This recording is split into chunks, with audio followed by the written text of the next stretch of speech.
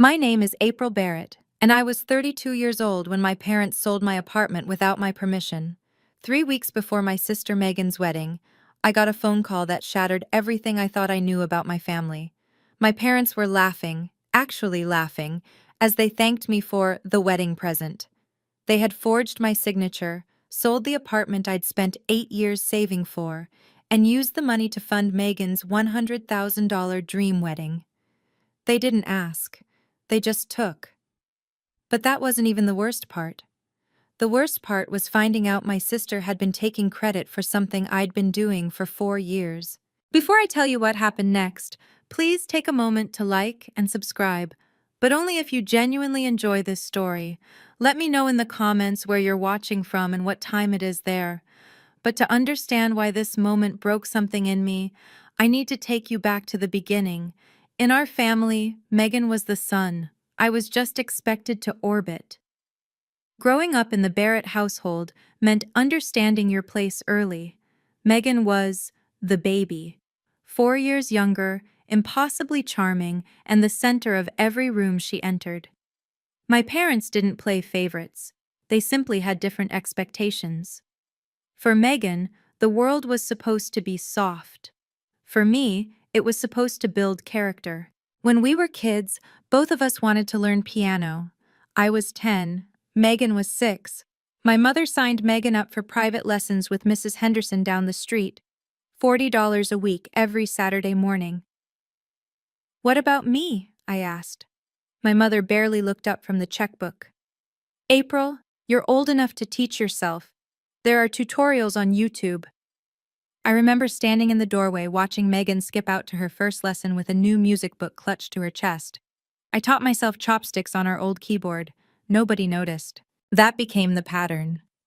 When I wanted to join the school choir, I was told we couldn't afford the uniform. 2 months later, Megan got a $200 dance costume for her recital. When I complained, just once, my father sat me down with that disappointed look I came to know so well. "April, don't be selfish. Your sister is more sensitive. She needs more support. You've always been the strong one." So I learned to be strong. I learned to stop asking. I learned that every time I spoke up, I became the difficult one, the jealous one, the one who couldn't just be happy for her sister. Looking back, I realized they'd been training me my whole life for what they were about to do. The pattern didn't stop when I grew up. If anything, it got worse. When I graduated from college, summa cum laude, accounting degree, first in my family to finish university, my parents weren't there. They'd forgotten to book flights. They were too busy helping Megan move into her new apartment across town, the one they'd co-signed for because her credit wasn't good enough. "We'll celebrate when you're home for Christmas," my mother said over the phone, her voice distant, distracted. Megan really needed us this weekend. I walked across that stage alone. My roommate's parents took photos of me in my cap and gown.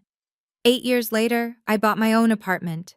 No co-signer, no help, just years of 60-hour weeks, packed lunches, and a savings account I never touched. The day I got the keys, I called my parents to share the news. My father's response? "That's nice, honey. Hey, does it have a spare room? Megan might need a place to stay for a few months while she figures things out." Not congratulations, not "we're proud of you." Just, could Megan use it? "April, you're so independent," my mother always said, and I used to think it was a compliment. "You don't need us fussing over you like Megan does." Translation: we don't have to try with you. You'll survive anyway. And I did. I always survived. I just stopped expecting anything different. When my parents asked to keep my apartment documents safe in their lockbox, I handed them over without a second thought. They were my parents. I trusted them. That trust would cost me more than I could have imagined. 3 years before the wedding, my parents made a terrible mistake. My father had always fancied himself a businessman. When his college buddy pitched a can't-miss real estate development in Arizona, Dad invested everything. Their retirement savings, the equity they'd built in the house, every dollar they had. The project collapsed 6 months later. The developers vanished. My parents were left with a mortgage they couldn't pay and a foreclosure notice taped to their front door. I found out by accident. A letter from the bank arrived at my apartment. Wrong address on file. Past due. Final warning. I called the bank that afternoon and set up automatic payments from my account. $2,100 every month. I didn't tell anyone. I didn't want them to feel ashamed. I didn't want the awkward conversations, the promises to pay me back that would never materialize. I just handled it, like I always did. What I didn't know was that Megan had discovered my secret. A few months after I started paying, she borrowed my laptop to finish a work presentation. She must have seen the email confirmation from the bank, the payment receipt with my name, the amount, everything.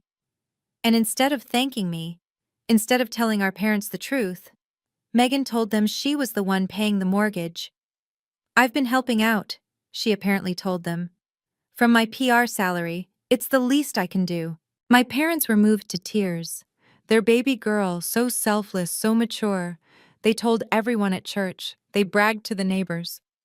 Meanwhile, I kept sending $2,000 every month, watching the money leave my account, never knowing someone else was taking the credit.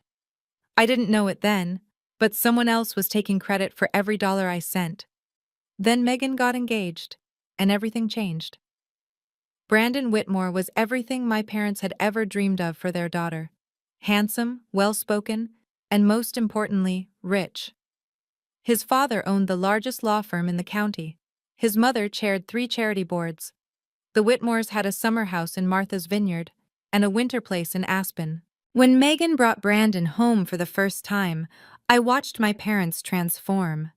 My father stood straighter. My mother served the good china. They laughed at jokes that weren't funny and nodded along to opinions they didn't hold.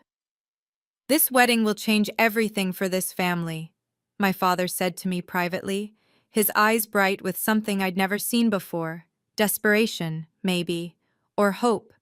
"Megan's future is our future." They started planning immediately. Not just any wedding, a Whitmore-worthy wedding. The country club ballroom, 200 guests, a 12-piece orchestra, fresh flowers flown in from Holland, the price tag, $100,000. Money they didn't have. "Megan can't afford both the mortgage and the wedding," I overheard my mother saying to my father one night. "She's already sacrificing so much for us. We need to find another way." I remember feeling confused. Megan was barely making $3,000 a month at her PR job. How was she supposedly paying a $2,100 mortgage? But I dismissed the thought. Maybe she'd gotten a raise. Maybe Brandon was helping. I had no idea my sister was living a lie, and that my parents were about to make me pay for it. My mother started looking at my apartment listing online that same week. I didn't know that either. Not yet. My apartment wasn't just a place to live. It was proof that I existed. 8 years of my life had gone into those walls. Every promotion I'd earned, every vacation I'd skipped, every no I'd said to dinners and drinks and weekend trips. It all lived in that 800-square-foot space with the bay window overlooking the park. I'd painted the bedroom myself, a soft sage green that made mornings feel gentler. I'd saved for 6 months to buy the couch, a splurge I'd almost talked myself out of. The kitchen was small, but it was mine. The quiet was mine. For the first time in my life, I had somewhere I belonged completely. If I stayed silent, if I let them take it, I wouldn't just lose the apartment. I'd lose 8 years of work. I'd lose $180,000 in equity. I'd lose the only proof that April Barrett was more than a supporting character in someone else's story. And Megan would keep taking credit for my sacrifice. My parents would keep believing she was the good daughter. I'd keep paying their mortgage while they bragged about her generosity. Something shifted in me that night. They never asked my opinion because they didn't think I'd say no. They'd spent 32 years training me to accept, to adapt, to make room. And I had. God, I had. But this wasn't about being the bigger person anymore. This was about being a person at all. Being the quiet one doesn't mean you have to be the invisible one. That night, I made a decision. For the first time in my life, I was going to fight back, and I was going to expose everything. The call came on a Tuesday afternoon. I was at my desk, reviewing quarterly reports, when my mother's name flashed on my phone. "Honey!" She was laughing. I could hear my father in the background, chuckling along. "We just wanted to thank you for the wedding present." I set down my pen. "What present?" "Your apartment, sweetheart. We sold it. Got a great price, too. The buyer paid cash. Isn't that wonderful?" The room tilted. My hands went cold. "You... what?" "We knew you'd understand." Her voice was warm, completely oblivious. "You've always been so generous. And Megan's wedding is going to be just beautiful now. The florist alone..." "I didn't agree to this." A pause. My father's voice came through, patronizing and firm. "April, don't be dramatic. It's just an apartment." "It's my apartment. We're family." My mother again, that patient tone she used when explaining something obvious to a slow child. "What's yours is ours. That's how family works. Besides, you'll find another place. You're so capable." Capable. The word they used when they meant disposable. My throat was closing. "How did you even—" "I didn't sign anything." Silence. Then my father cleared his throat. "We handled the paperwork. You'd given us the documents years ago, remember? We just facilitated things." Facilitated. They'd forged my signature. They'd committed fraud, and they were laughing about it. "The closing is next week," my mother added brightly. "We really appreciate you, honey. We always knew we could count on you." I hung up without saying goodbye. They were still laughing when the line went dead. They had no idea what they'd just done. But I was about to find out exactly how deep this went. Claire Donovan had been my best friend since our first week of college. She was also one of the sharpest real estate attorneys in the city. "They did what?" Her voice went flat when I told her. "Sold my apartment. Forged my signature. They think it's done. Give me an hour." 47 minutes later, Claire called back. "The transaction isn't finalized. They signed a purchase agreement, but the closing hasn't happened yet. The title company flagged some inconsistencies with the signature. It doesn't match your records on file." Relief flooded through me, followed immediately by rage. "So it's not legal?" "It's fraud, April. You could press charges." I sat with that for a moment. Criminal charges. Against my own parents. "There's something else I need to understand," Claire said carefully. "I've been trying to piece together your family's finances. Your mom mentioned to someone at the grocery store that Megan's been paying their mortgage for years. She was bragging about it." My blood turned to ice. "What did you say?"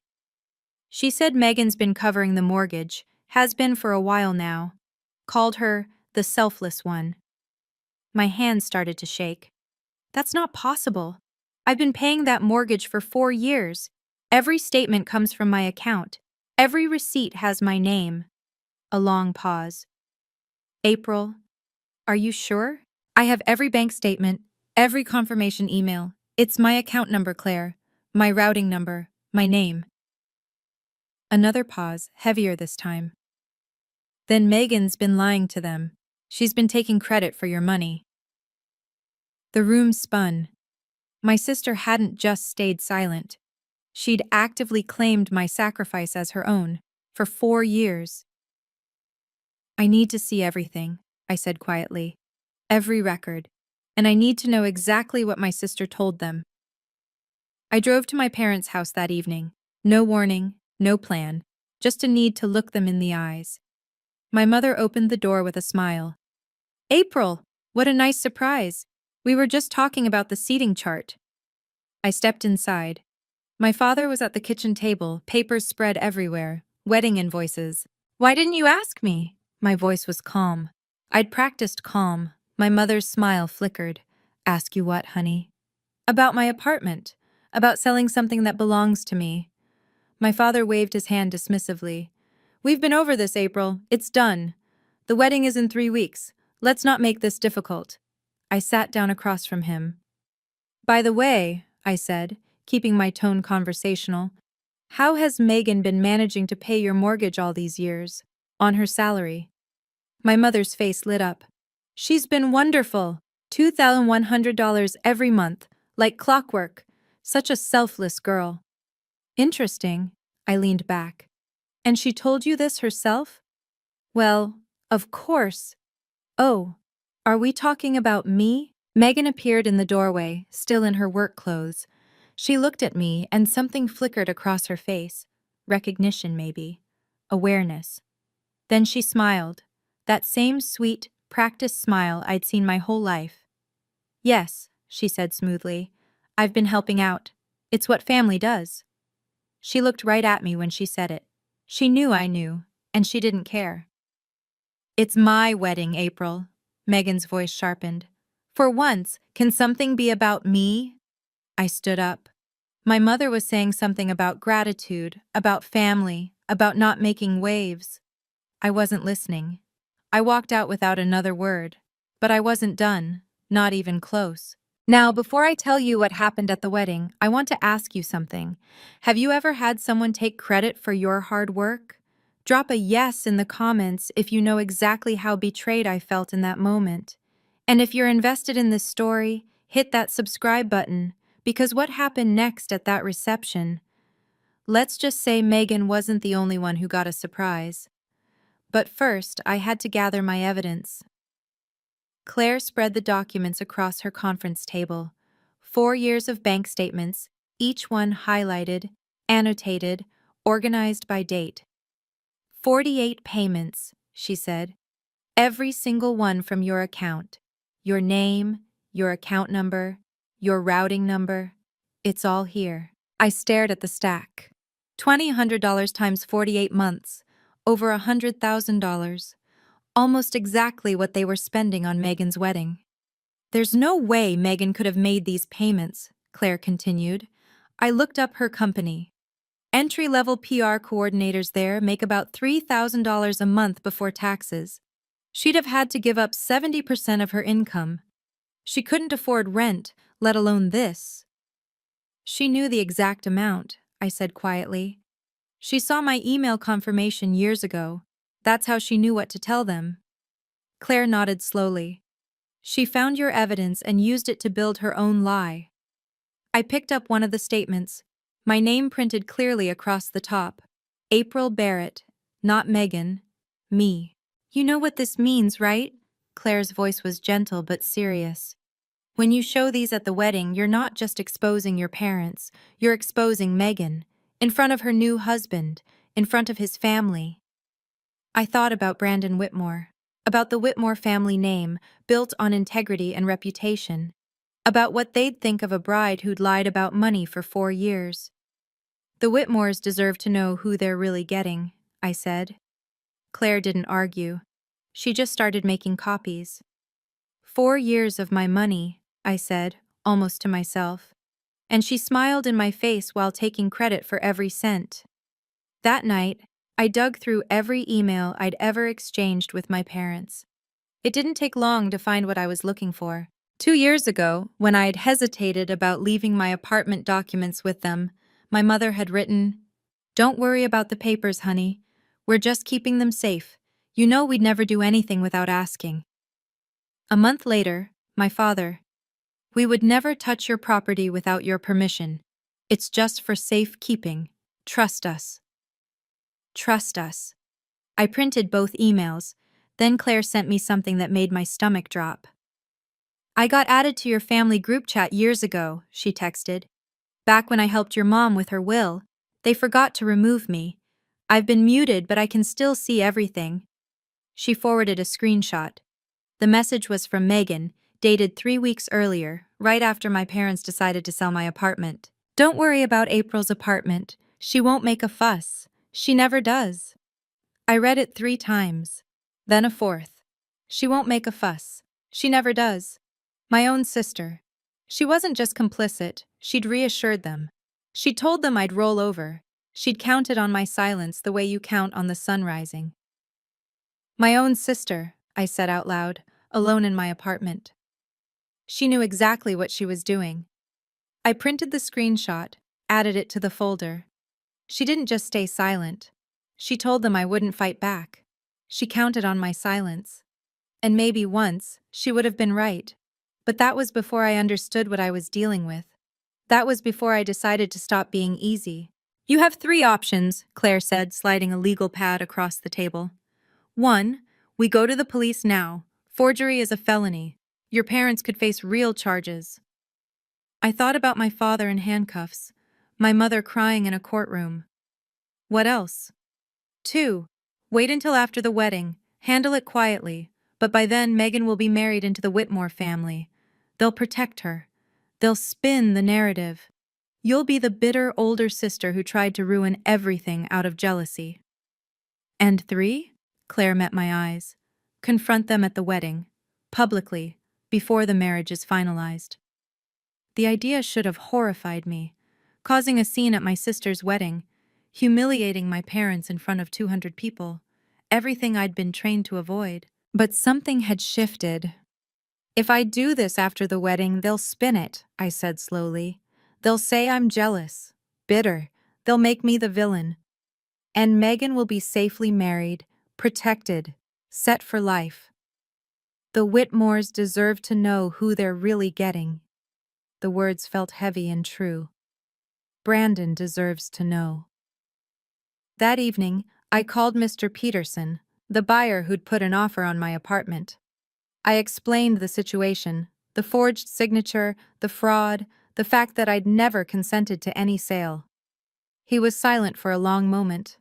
Then, I'll call my lawyer. 2 days later, he withdrew from the sale entirely. The deposit was returned. The transaction was void. My parents didn't know yet. They were still planning the wedding of the century with money that wasn't coming. The wedding was in 10 days, and I had just set something in motion that would expose everything. I'm not trying to destroy them, I told Claire, but they need to face what they did. All of them. The morning of the wedding, I woke up in my apartment. My apartment, still mine, still standing, still the only place in the world that belonged completely to me. Sunlight filtered through the bay window, casting long shadows across the bedroom floor. Somewhere across town, Megan was probably having her hair done, surrounded by bridesmaids and champagne and the promise of a perfect day. My phone buzzed, a text from Claire. Everything is ready, good luck. I showered slowly, made coffee, took my time. On my bed lay the bridesmaid dress Megan had chosen for me, a shade of pink that washed out my complexion, deliberately unflattering. She'd picked it herself, insisting it was perfect for the wedding aesthetic. I suspected she just wanted to make sure no one looked at me. Beside the dress sat a manila folder. Inside, 48 months of bank statements, the original deed to my apartment, the canceled sale contract, printed emails from my parents promising to keep my documents safe, and a screenshot of Megan telling them I wouldn't make a fuss.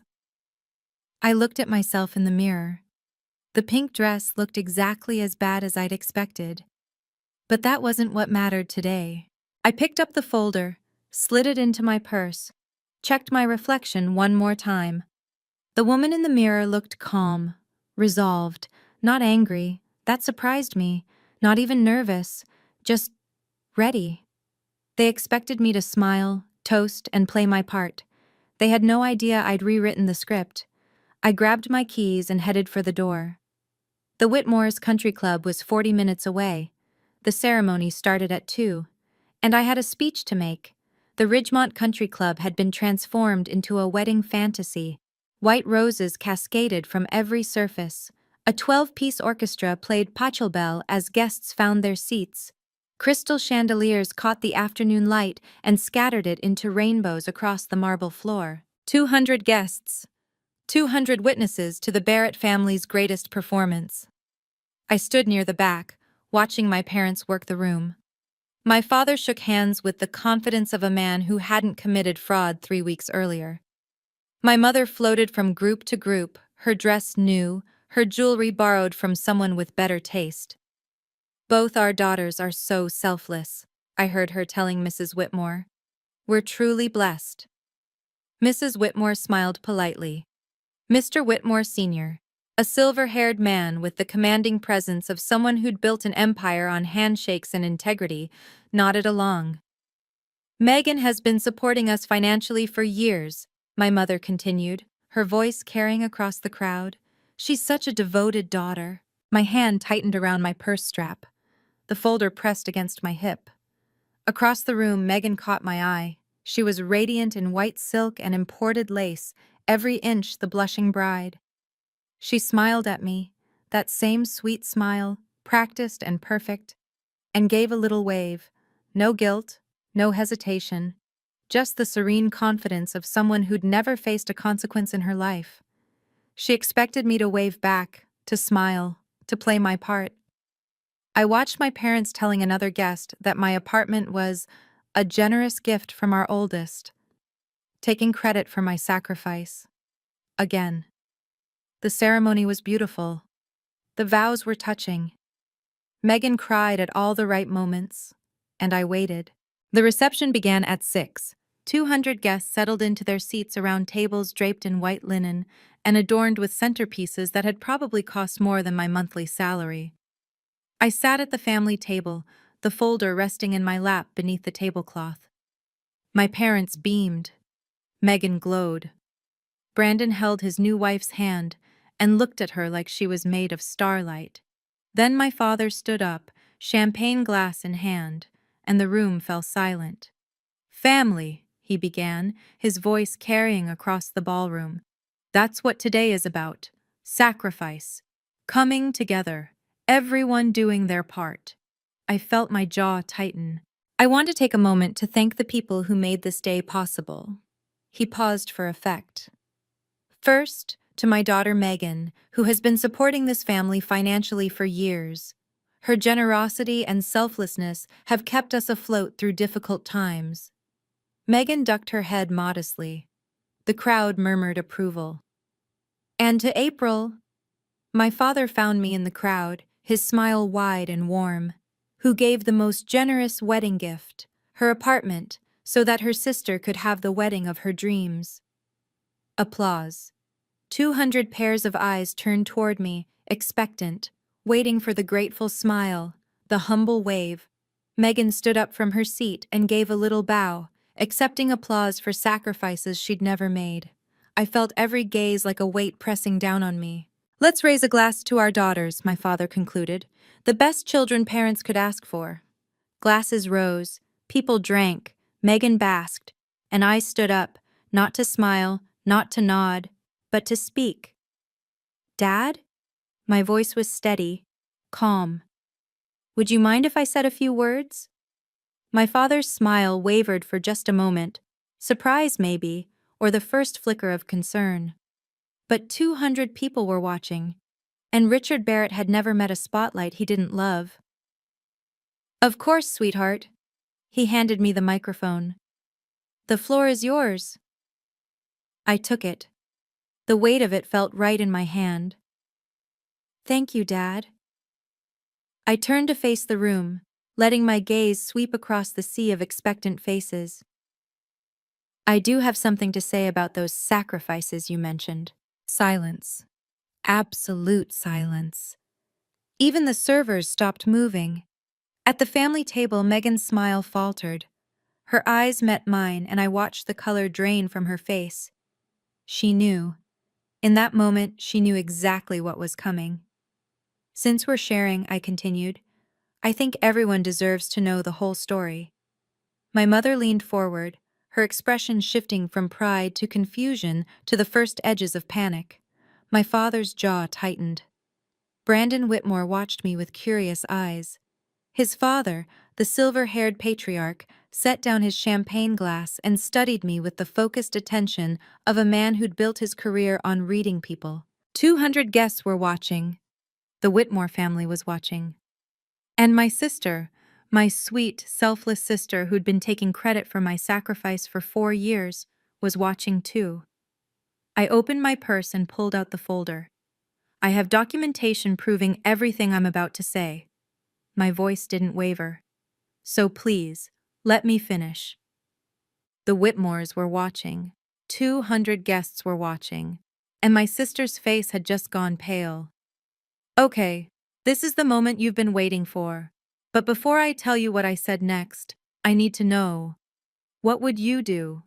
Would you expose your sister on her wedding day, or stay quiet? Let me know in the comments. And if you haven't subscribed yet, now's the time. Because what comes next changes everything for both sisters. Now, let me tell you what I said into that microphone. My father just thanked me for giving up my apartment. I kept my voice measured, professional. I want to clarify something. The room was absolutely still. I could hear the faint hum of the air conditioning, the distant clink of ice in someone's glass. I didn't give it. I paused. Let the words land. I didn't sell it. I didn't even know about it until 3 weeks ago. Gasps rippled through the crowd. Mrs. Chen, Mrs. Smith from my parents' church group, covered her mouth. One of the Whitmore cousins leaned forward in his seat. My parents sold my apartment without my knowledge or consent. I held up the folder. They forged my signature on the sale documents. April, what are you? My father's voice was sharp, warning. I'm not done, Dad. My mother's face had gone white. She was gripping the edge of the table like it was the only thing keeping her upright. Mr. Whitmore Sr. set down his champagne glass with a quiet click. His expression had shifted from curiosity to something harder, something colder. I have the original deed here. I pulled it from the folder, held it up so the room could see. My name, April Barrett, sole owner. I bought this apartment with 8 years of savings. I never authorized any sale. Whispers now, spreading through the crowd like ripples in water. Brandon Whitmore was staring at his new in-laws with an expression I couldn't quite read. His father's jaw was set. I have documentation proving everything I'm about to say, I repeated, so please let me finish. My mother opened her mouth to explain, to deflect, to somehow spin this, but no words came out. I wasn't done, not even close. The good news, for me, is that the sale was never legal. I pulled another document from the folder. A sale without the owner's genuine signature is void. That's basic property law. My father's face had gone from angry to ashen. I contacted the buyer, Mr. Peterson, last week. I explained the situation. He withdrew from the sale immediately. I held up the termination letter. The deposit has already been returned to him. The transaction is canceled. My mother's voice cracked. That's not possible. The money you were counting on? I met her eyes. It's not coming. Megan grabbed Brandon's arm.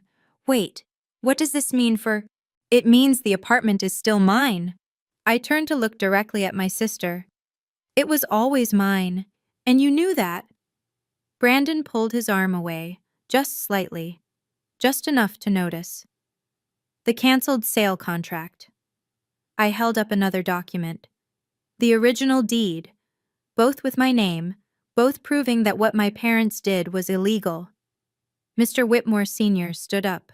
The movement was controlled, deliberate, the kind of gesture that commanded immediate attention. He walked toward me, hand extended. May I see those documents? I handed him the folder without hesitation. His eyes scanned the pages, the deed, the contract, the signatures. His expression didn't change, but something shifted in the set of his shoulders. April, please. My mother's voice was barely a whisper. Not here, not now. This is exactly where it needs to happen, I said. This is exactly when.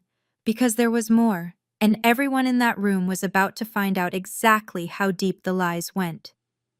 But that's not all. I turned back to face the room. There's something else you should know. The silence was absolute. 200 people, barely breathing. My father thanked Megan for supporting the family financially, for paying their mortgage for years. I looked directly at my sister. Isn't that right, Megan? Megan's face was frozen, pure terror in her eyes. Here's the truth. I reached for the stack of bank statements Mr. Whitmore Sr. was still holding. For the past 4 years, I've been paying our parents' mortgage every month $2,100. My father staggered. What? Every payment. I held up the statements. From my account, with my name, for 4 years. The documents passed from hand to hand. April Barrett printed across the top of every page, account numbers, routing numbers, 48 consecutive payments. I turned to face my sister directly. You saw my email confirmation years ago, Megan. You knew it was me, and you told them it was you. Megan's voice cracked. I can explain. You took credit for $100,000 of my sacrifice. My voice was steady, calm, final. Every time Mom praised you, every time Dad thanked you, every time you smiled and said, "You're welcome," that was my money, my sacrifice, and you stole it. Brandon Whitmore stood up slowly. He was staring at his new wife like he'd never seen her before. Megan. His voice was quiet, but it carried. You lied? About all of it? She reached for him. Brandon, please. He stepped back. Mr. Whitmore Sr. looked up from the documents. His eyes found my parents, then Megan, then settled on me. I didn't tell anyone because I didn't want you to feel ashamed, I said. But Megan? She took credit for my sacrifice, for 4 years. I want to be clear. I lowered my voice slightly. I'm not doing this to hurt anyone. A few people shifted in their seats. Someone coughed. I'm doing this because the truth matters, and I'm tired of being the one who stays silent. I set down the microphone for a moment, gathering myself. The room was holding its breath. As of today, I'm no longer paying your mortgage. My father's face crumpled. April, you can't. We'll lose the house. You tried to take my house. I picked the microphone back up. And Megan took credit for keeping yours. I looked at my sister. She was crying now, mascara streaking down her cheeks, but I felt nothing. Not anger, not satisfaction, just a vast, empty clarity. Maybe now you can actually start paying it, Megan, since everyone already thinks you do. Then I turned to my parents. And despite everything, what I felt in that moment wasn't rage. It was sadness. I loved you enough to save your home in secret. 4 years, over $100,000. I never asked for thanks. I never even told you. My voice cracked, just slightly. Neither of you loved me enough to ask before taking mine. I set down the microphone. The click of it against the table echoed through the silent ballroom. I picked up my purse, lighter now, without the folder, and turned to leave. From across the room, I heard Claire's voice, quiet but clear. That's my girl. Someone else might have stayed to watch the fallout, to see the tears and accusations and desperate explanations. But I was done. I'd said what I came to say. Now it was time to go. The silence lasted exactly 4 seconds after I set down the microphone. Then the room erupted. Whispers became murmurs, became open conversations. Guests leaned across tables, trading shocked glances. Someone's phone was already out, recording. The Whitmore cousins were huddled together, expressions ranging from horrified to grimly satisfied. Is it true? Brandon's voice cut through the noise. He was standing now, facing Megan. Did you lie to me too? I didn't. Megan's voice broke. It's not. I was going to tell you. 4 years. Brandon's voice was flat. You lied about money for 4 years. To your own parents. To me. Mr. Whitmore Sr. approached my father. The two men were roughly the same age, but the difference in their bearing was stark. My father looked shrunken, diminished. Mr. Whitmore looked like a man about to deliver a verdict. You told us your family was honest, Richard. His voice was quiet but carried. You told us Megan was trustworthy. It's a misunderstanding, my father started. There's nothing to misunderstand. Mrs. Whitmore had risen too, her face cold. She lied about money for 4 years. That's not a misunderstanding, that's a pattern. Megan pushed through the crowd and grabbed my arm. April, wait, you ruined my wedding. I stopped, looked at her. No, Megan. My voice was calm. You ruined it yourself, the day you decided to lie. I watched her face crumble, not with remorse, but with the shocked disbelief of someone who'd never been told no in her life. Behind us, guests were starting to gather their things. Brandon was walking toward the exit, not following Megan, going the other direction entirely. I turned and kept walking. Megan caught up to me in the hallway, heels clicking frantically on the marble floor. "How could you do this to me?" She was crying, really crying now, her makeup ruined, her voice raw. "On my wedding day?" I stopped, turned to face her. "You knew what you were doing every single day for 4 years. I was trying to help. Every time Mom praised you." I cut her off, voice steady. "Every time Dad thanked you. You smiled and said, 'You're welcome.'" I was going to tell them. "That wasn't a mistake, Megan. That was a choice. Over and over. Every month for 4 years, you had a chance to tell the truth. You didn't." My mother appeared behind Megan, breathless. "April, please. We can talk about this. We should have talked 4 years ago." I met her eyes. "Or 3 weeks ago, when you decided to sell my home without asking. Now it's too late." My mother's face crumpled. For a moment, just a moment, I felt something stir. Guilt, maybe, or the old habit of making things easier for everyone else. Then I remembered the phone call, the laughter, the assumption that I would simply accept. "Goodbye, Mom." I walked through the country club's grand entrance, past the valets and the confused guests filtering out behind me. The evening air was cool against my skin. Claire was waiting by her car. "How do you feel?" she asked quietly. I thought about it, really thought. Like I just told the truth for the first time in my life. I took a deep breath of the autumn air. And it didn't kill me. She opened the passenger door for me. "Let's get out of here."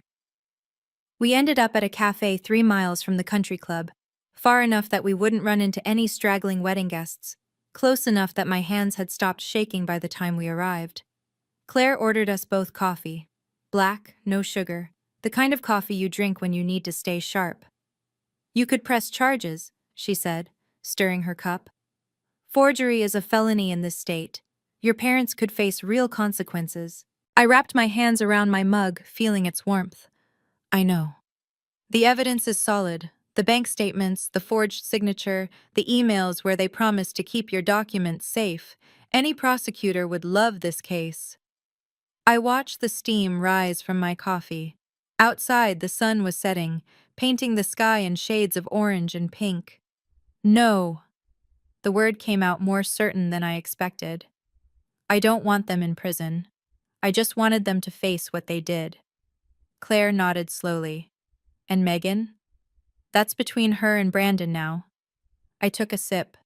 The coffee was bitter, but I didn't mind. "And between her and her conscience, if she has one." My phone buzzed, then buzzed again. And again. I pulled it out. 23 missed calls from Mom, 15 from Dad, 8 from Megan. A dozen text messages, each more frantic than the last.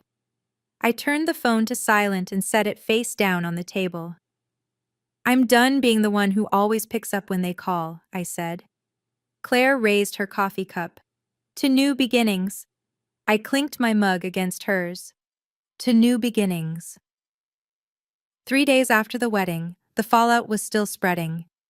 I heard most of it secondhand, from Claire, from old college friends, from the cousin who'd always secretly been on my side. The Barrett family's carefully constructed image was crumbling faster than anyone could have predicted. Brandon had moved out of Megan's apartment the night of the wedding. He'd gone straight to his parents' house and hadn't left since. Word was the Whitmore's lawyers were already drawing up annulment papers. "Marriage based on misrepresentation," my cousin texted. "That's the legal term they're using." Megan's PR company had put her on indefinite leave. Image concerns, apparently. A PR professional who'd lied about money for 4 years wasn't exactly a good look for a firm that specialized in reputation management. The church community was buzzing. Mrs. Smith, the one who'd witnessed my father's toast, had apparently told half the congregation before the weekend was over. My parents hadn't shown their faces at Sunday service. My phone kept lighting up with messages, some from people I barely knew. I always knew something was off. Your mom used to brag about Megan all the time. Never mentioned you. I saw a video from the wedding on Facebook. You're iconic. A text from my grandmother came through late that evening. I'm proud of you, April. I always suspected Megan was hiding something. Your grandfather would have been proud too. I sat in my apartment, still mine, still standing, and watched the city lights flicker on outside my window. I didn't feel triumphant. I didn't feel vengeful. I just felt quiet. For the first time in a long time, the quiet felt like peace. 2 weeks later, my father called. I almost didn't answer. But something, curiosity maybe, or the last vestiges of the daughter I used to be, made me pick up. April. His voice sounded different, older, smaller. We got a letter from the bank. I said nothing. They're giving us 90 days. After that, he trailed off. Have you asked Megan? I kept my voice neutral. She's been telling you she pays it for years. Maybe she can help now. A long silence. When he spoke again, his voice cracked. She can't. She never could. We know that now. I know, Dad. I've always known. Another pause, heavier this time. Why didn't you tell us it was you? The question hung in the air. I'd asked myself the same thing those first few months. Why hadn't I demanded credit? Why had I let them believe their golden child was saving them? Would it have mattered? I asked finally. Would you have treated me any differently? Or would Megan still have been your favorite? He had no answer. We both knew the truth. I'm not paying any more, Dad. I can't save you from this. April, please. You need to figure this out as a family. I took a breath. But I'm not part of that family anymore. Not the way I was before. I hung up before he could respond. The call log showed 17 missed calls from my mother, 4 more from Megan. I didn't return any of them. For 32 years, I'd been the one who answered, the one who showed up, the one who fixed things. Someone else's turn now. 2 months later, the house sold. My cousin sent me the listing when it went up, $285,000, price to move. It sold in 11 days, barely enough to cover the outstanding mortgage and the bank fees. My parents walked away with almost nothing. They moved into a 2-bedroom apartment across town. The same complex where Megan was now living, I heard later. The annulment had been finalized. Brandon Whitmore was already dating someone else, a lawyer from his father's firm, according to the church gossip network. For the first time in her life, Megan was actually contributing. No more pretending, no more taking credit for someone else's sacrifice. Just a $3,000 monthly salary and real bills to pay. I didn't reach out. I didn't gloat. I just lived my life. Then, one evening, a letter arrived. No return address, but I recognized my mother's handwriting. I almost threw it away, but something made me open it. Dear April, I'm sorry. For everything. For not seeing you. For always putting Megan first. For believing her without question when we should have known better. You deserved a mother who noticed. You deserved parents who celebrated you the way we celebrated your sister. We failed you, and we don't have any excuse. I don't expect you to forgive us, but I wanted you to know. I see it now. I see what we did. I see what you gave us all those years, and how we never once said thank you. Your father is too proud to write this, but I'm not. You deserved better. Mom. I read it twice, then set it on my kitchen counter. It's a start, I said to no one. But words are cheap. Actions take time. 6 months after the wedding, I sat in my apartment watching the sunset through my bay window. The same apartment. Still mine. But somehow, everything about it felt different now. I'd repainted the bedroom a deeper shade of green, bought new curtains, replaced the old couch with something I'd actually picked out myself, not just settled for. The space felt lighter somehow, like it could finally breathe. Claire came over for dinner every Thursday now. We'd cook something ambitious, drink wine, and talk about everything except my family. "You look different," she said one evening, studying me across the table. "Lighter." "I stopped carrying people who would never carry me." She raised her glass. I raised mine. Work was better too. The promotion I'd been chasing for 2 years finally came through. The extra $800 a month, money that used to disappear into my parents' mortgage, stayed in my account now. I'd started a travel fund, booked a trip to Portugal for the spring. 32 years of saving everything for everyone else. 32 years of being the backup plan, the safety net, the reliable one who never asked for anything. Now finally, I was learning to spend something on myself. My phone buzzed, a text from a number I hadn't blocked. "Megan, I'm sorry for everything. Can we talk?" I stared at it for a long moment. A year ago, 6 months ago even, I would have answered immediately, would have smoothed things over, made peace.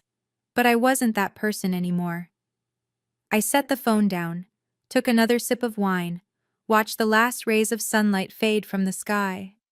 Maybe someday, but not today. You might be wondering if I'll ever forgive them. Honestly, I don't know yet. What I do know is that forgiveness isn't the same as letting people walk over you. It's not about pretending something didn't happen. It's not about making yourself small again so everyone else can feel comfortable. Being the quiet one, the peacekeeper, the one who always gives, that's not a virtue if it comes at the cost of your self-respect. I learned that the hard way, over 32 years of being taken for granted. I used to think my silence made me the bigger person. Turns out, it just made me invisible. I spent 32 years being easy. Easy to ignore, easy to take from, easy to overlook, easy to lie to. I'm done being easy. My phone buzzed again.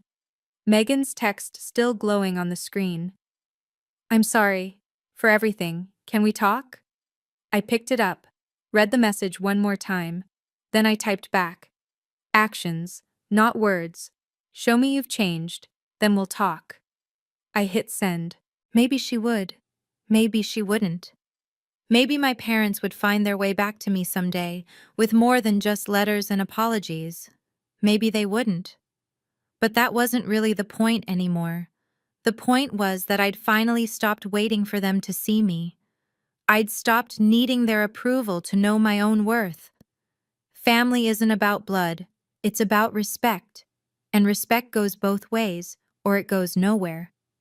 I looked around my apartment, still mine, always mine, and smiled. For the first time in my life, I didn't need anyone's permission to be enough.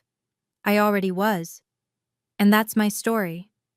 If you've ever been the quiet one who someone took credit for, the one who gave and gave while others stole the spotlight, I see you. Drop a comment. What's your boundary now? What line won't you let anyone cross? If this story hit home, subscribe and check out another story in the description. Thank you for being here with me.